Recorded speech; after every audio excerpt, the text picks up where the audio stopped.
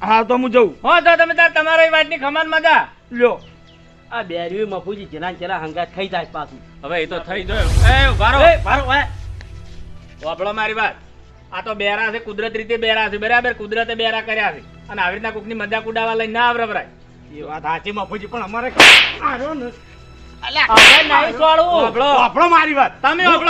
તમે વાપડો કે ભરભાર આ તો આપણું ગામ હતું ને આપણે બધા ઘર ઘર ના હતા. હા. પણ ભરભારા ગામમાં જાઓ તો બાપડો મારી ગાધા મરી જાય મને અને ખબર. પબ્લિક ફરી વળે.